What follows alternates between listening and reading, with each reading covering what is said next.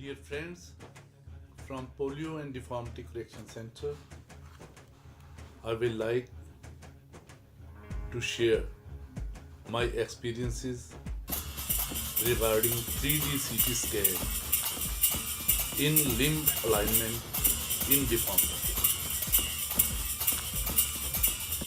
Dear friends, I also want to emphasize that improper full-length X-rays of the limb can give rise to wrong information, which can lead on to wrong execution.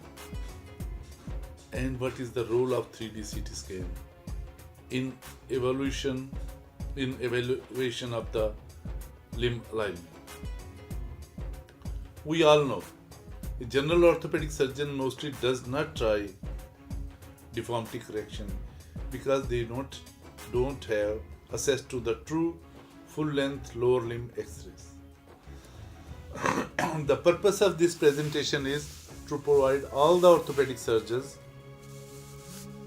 a cheap, precise, easily available alternative, which can also give rise to more information regarding soft tissues, true shapes of the joints, bones, which we are going to deal with, and true nature of the deformities in frontal, sagittal, and rotational planes.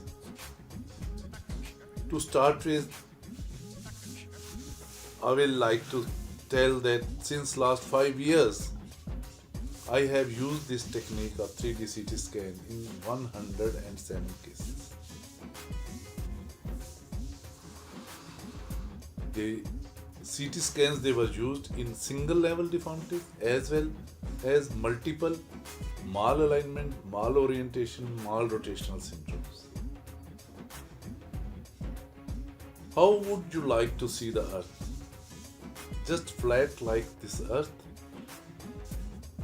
or a three-dimensional object like this? How long you will keep on seeing deformities just like this, plain only one or at the least 2 dimensions? Or you want to shift to a newer method, 3D CT scan images for alignment. Dear friends, as the subject is slightly complex, let us start with a girl who is 24-year female, is having genu varum right. She had brought her own frontal plane scanogram from an institution in a metropolitan city. Let us calculate the deformity, its level and magnitude. Basic map the ABC. Map means measurement. M stands for measurement of the mechanical axis. Deviation, MAD. A for analyzing the joint angle, and P for picking up the deformed bone. First M, measure the mechanical axis deviation, MAD. If center of the hip and center of the knee, the ankle, are joined with the line, the knee stands out of this plane. This means there is malalignment and the knee is in varus. Map the ABC. First M means measure the mechanical axis. In this, once we have measured, we have found that the knee is in varus. Then we analyze the angles. And on analyzing the angles, we find that upper end of the femur, MLPFA, is normal. Lower end of the femur is MLDFA is 96 degree, varus. MPTA is also varus because it is minus 81. And lower end of the tibia on the right side, LDTA is minus is 112, which means varus. So map first M then A, analyzing the angles, and we have found that it is the lower end of the femur which is in varus, upper end of the tibia and lower end of the tibia they are in varus. Then P, map P of the map. P means pick up the deformed bone, because the angles they were abnormal. At the lower end of the femur there is varus, at the upper end of the tibia there is varus, and at the lower end of the tibia also there is varus. Then we come to the ABC, map the ABC. First is A. Where is the apex or the location? And what is the magnitude? The deformity is at the lower end of the femur. It is 10 degree in magnitude, 10 degree varus. It is just a articular deformity. Upper end of the tibia, again 10 degree varus. It is just a articular deformity. We are on the map ABC A. ABC A. Where is the apex? The apex of the deformity in the lower end of the tibia is at the level of the joint, and it is 22 degree varus. So dear friends, this means there are 3 levels where the bone is getting deformed: the lower end of the femur, upper end of the tibia, lower end of the tibia, which means 3 osteotomies they are to be performed. Okay, these calculations they were on the scanogram which the patient had brought, and we have calculated we will do 3 osteotomies and resolve the deformity. Let's go to the first step and review. And we find that the patella is not centered. The patella is not centered, it is slightly off center. I think it doesn't matter. But let us calculate. Does it matter or it doesn't matter? This is where lies the purpose of this whole exercise, whole presentation. I did my own frontal plane scanograms, and what I did in that I placed the patella center in the AP view. I placed a marker of 2.5 centimeter, and I raised lower limb on the blocks by 2 centimeter so that the pelvis is square. So first we had a scanogram from the patient where the patella was not marked, marker was not there, and the limb was not raised on the blocks. Now I have corrected that and I have done my own scanogram. Let us calculate, is there any difference of slight off-center patella? Another advantage is that I can get the DICOM images from this, and on Horror software we can accurately and precisely draw the triangles. What happened? Dear friends, to my surprise, now the MLDFA is 89 degree. It is normal. And upper end of the tibia MPTA is 76 degree. and lower end of the tibia LDTA is 160, which means that lower end of the femur is normal. The deformity is at the upper end of the tibia and lower end of the tibia. And to confirm that, we did a 3D CT scan. And we found here also that neck shaft angle was 131, which was normal. MLDFA was 90 degree, which was normal. MPTA was disturbed, and there was proximal angular deformity of the tibia by 17 degree. And also a deformity was present in the lower end of the tibia. Now we are more precise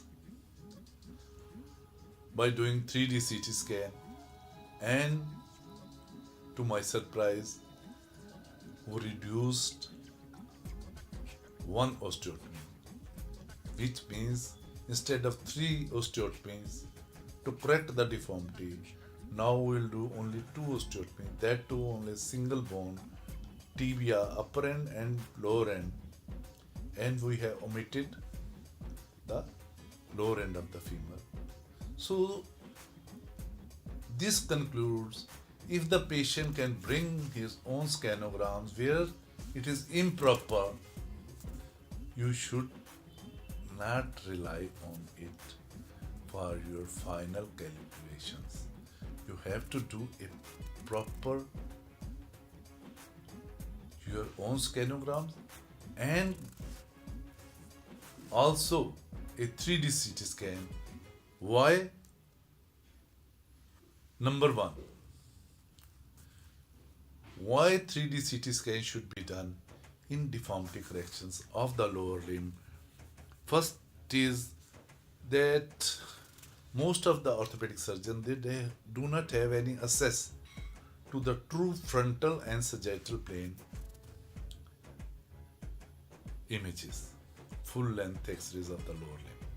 But 3D CT scans, they are everywhere in each and every city. And the second advantage of 3D CT scan, it gives you exact midline patella. What is the third? It gives you exact sagittal plane images of both the sides. It gives you frontal plane and sagittal plane, both the sides, full images. And dear friends, the fourth advantage is it gives you rotational parameters. How much is the anteversion or retroversion of the femur, and how much is external rotation or internal rotation of the femur. This information cannot be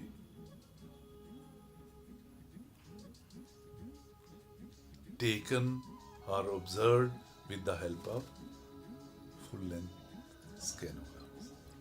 The fifth advantage is you can plan exactly where is the first cora, what is the second cora or the third cora, what should be the length of Ilizarov apparatus, the level of osteotomy from the knee or the ankle joints. The sixth advantage is it is cheap.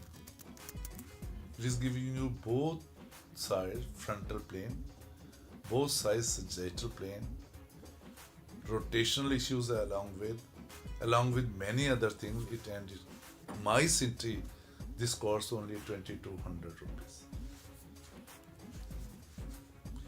These 3D CT scan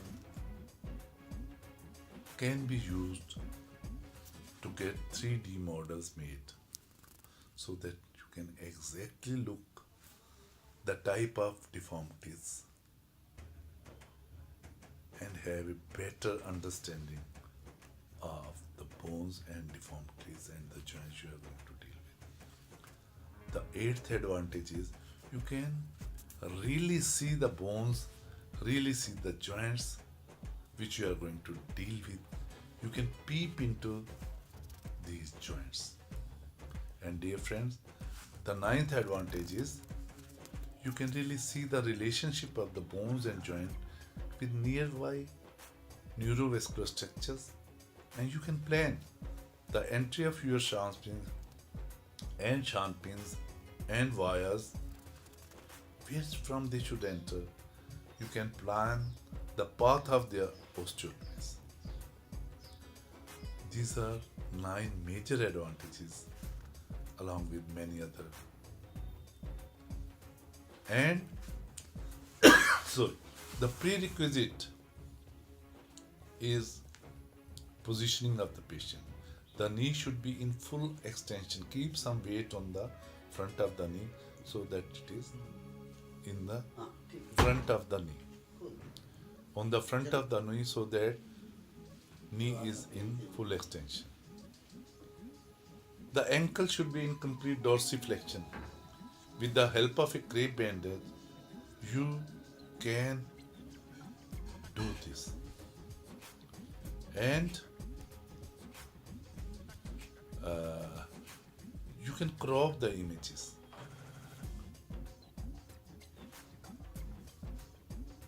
For sagittal plane as well as frontal plane, like this. And then you can crop the side which you want to see. Left side or right side or both the sides. Dear friend, for cropping frontal plane images, this is how patella is centered and full length AP images can be procured. Similarly, for sagittal plane, like this, the condyles on the lateral view, once they overlap each other, those images are for the sagittal plane. You can procure them for both the sides. And believe me, such kind of sagittal plane images in a normal scanogram, even after my scanograms experience with 3 big cassettes, such clarity is not there even after about 14 years of using them. One thing. Second thing,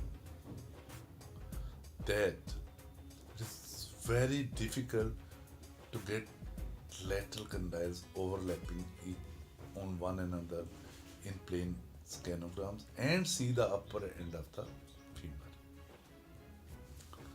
Foot and ankle reference lines and angles pertaining to the alignment, they can also be studied in detail.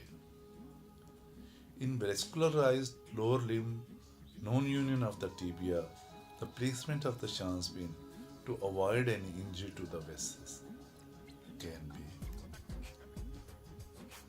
thoroughly studied and then executed. And dear friends, you can really know the kind of joints you are going to deal with, which is very difficult in plain scanogram. Sorry. You can also see 3-dimensional shape of the bone you are going to deal with, like this. Femur is almost flat femur. In the end, I will like to say that 3D CT scan gives true nature of the deformities in frontal, sagittal and rotational planes. It is cheap, precise and easily available. The soft tissue information is there along with true shapes of the bones, joints and many other advantages. We must shift now from two-dimensional to three-dimensional precise images for calculation of various angles. This is the same girl which we started before and after 7 months, and these are the angular parameters of various correction after the osteotomy has healed up. And dear friend, in complex deformities which are at multiple levels, multiple joints, with all the planes involved, frontal, sagittal and rotational. This is a boom. This can be used, 3D CT scan, in single, double level or multiple level deformities in a single plane or multiple level plane. Thanks a lot for kind attention, and my humble invitation to all the respected orthopedic surgeons to please visit whenever possible with prior information, and if you have any doubt you can ask by emailing